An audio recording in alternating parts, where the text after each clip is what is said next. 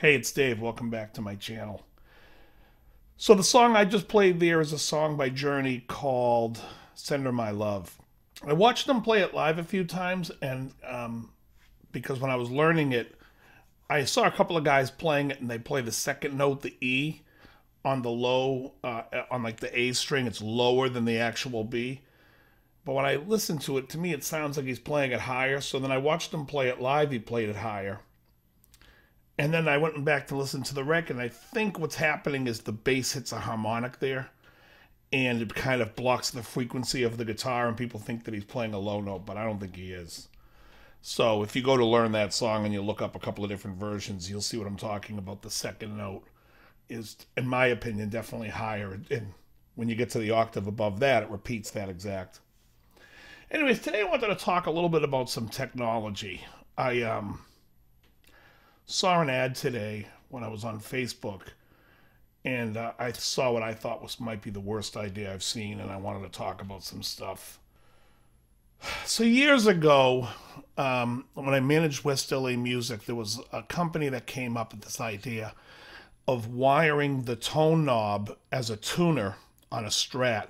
And so you could hit it, turn it on, and you could tune to each string, and it worked as a tuner. The problem with this was when I asked the guy, how do you change the battery? He says, you take the pickguard off. So he thinks that I want to change the battery, or that anybody wants to change the battery every few months by taking the pickguard off. Or now that we have to be super conscious of leaving the cord plugged in like we do on acoustic guitars, which also I think is the dumbest thing. But anyways, I thought the idea was dumb, and it has since disappeared, and no one seems to do it.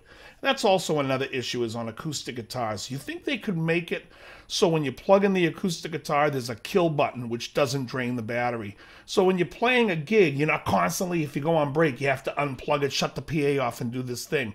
There should be just like a mute that shuts off the electronics.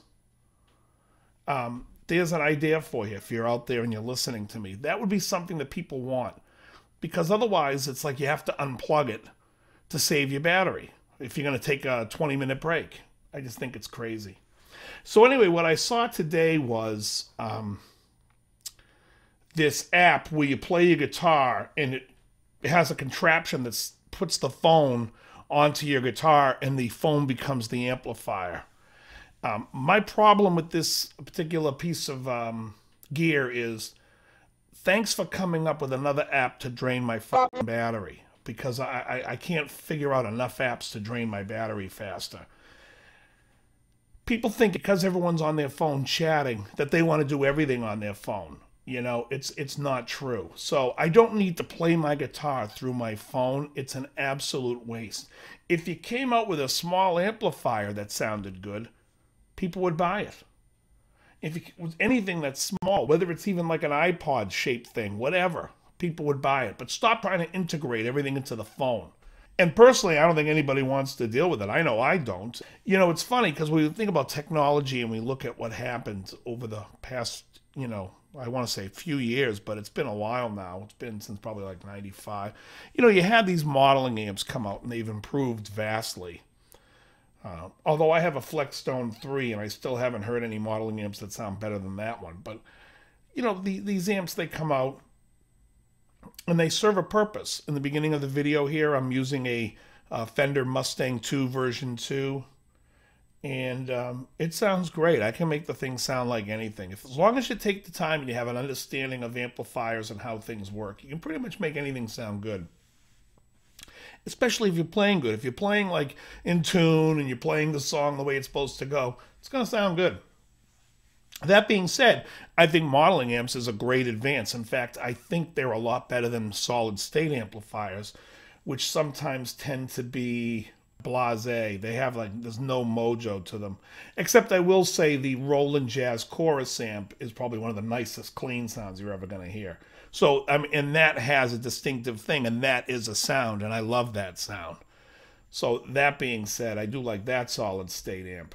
But in general, I think that modeling has been a good thing for the guitar world. I think that the modeling amps are a way that you can, for $100 to $300, have an amp that you can play at home and it can sound like anything, any record. It can imitate things, and I think it's great. And I think, like, even to that extent, like here I'm using this, and I'm using the Fender Fuse software. You have the very similar thing. I mean, there was like Native Instruments made a great guitar interface. I remember Amp Farm. I mean, back in the day, I remember going in the studio and using a rack mount Sans amp and getting some really great, like, just edgy, light distortion sounds that sounded like I was playing a big amp pushed without a master volume. It sounded great. I thought the early pods weren't that good. The later ones I thought were good. Version 2 and then the Pod Pro I thought was good. But again, I really didn't get into them so much till later. I thought that the Sans amp in the beginning sounded better than the Pod. In general, I think there's a lot of great stuff out there, but I just get a kick out of, some of these new items that people buy, or they try to present at like the NAMM show, or you see them in the back of magazines, and it's like, it's a shoot and a miss, this thing of using your phone. Again, I'm using the Fender Mustang 2 version 2. Now, there was a guy on Craigslist who was trying to sell his, he has one of the newer ones. It's smaller, sits on a desktop, and I was like, oh, that would be better because I can take this amp off the floor, put it over here. I'd have more access to it, and I thought it would be better. Then I went to look it up, and I realized that instead of using the Fender Fuse interface like this one does, the newer one plugs and works through your phone. And instantly I was like, yeah, buddy, I'm all set. I don't want it. And he didn't want it. He wanted a trade for my version. And that's what really made me kind of curious, because I'm like, why does he want the older version as opposed to this new one?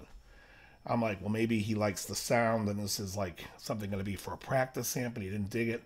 But here I am using it through the USB and using it through the computer. So I was like, it wouldn't matter to me until I found out that it uses your phone is how you control it. And I'm just like, game over. I'm done. That is correct.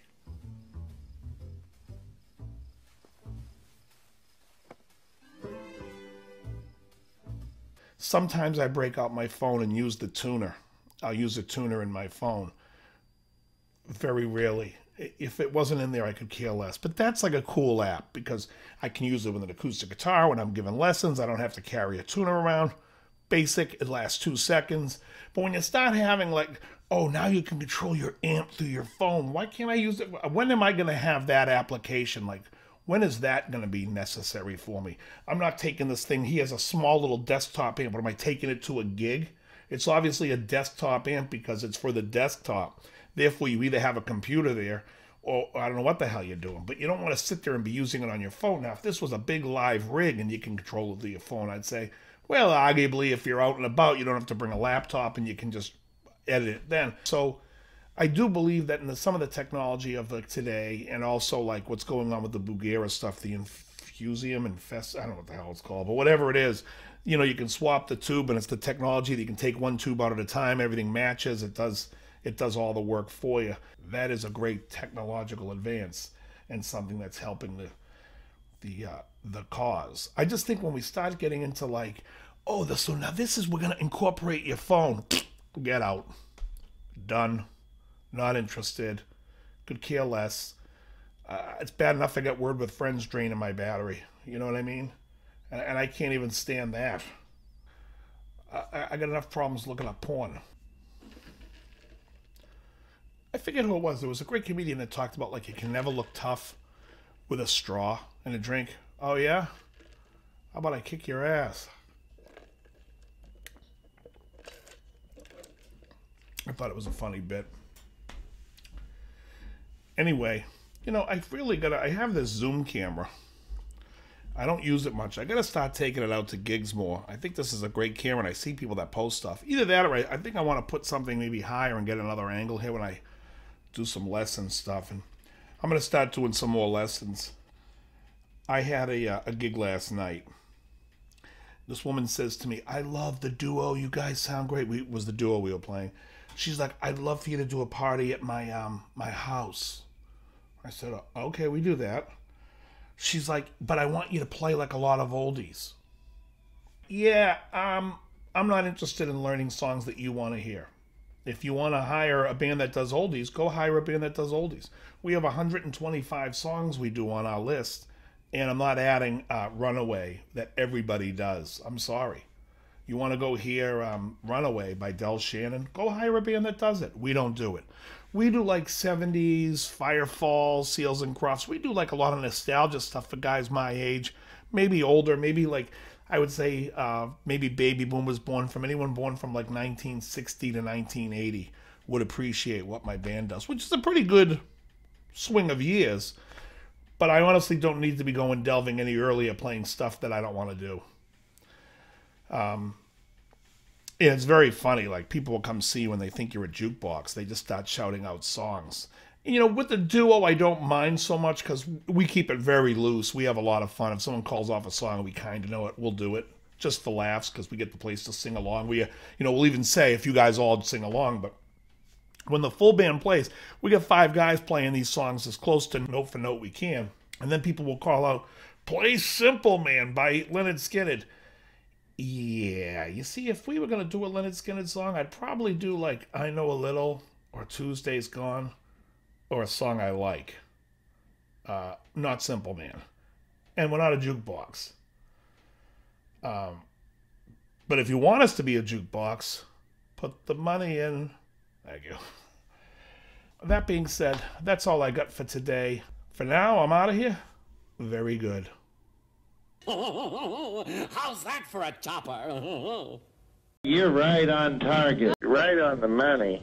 Everything you said. You hit the nail right on the head with your comments, what you're saying today. You're 150% correct.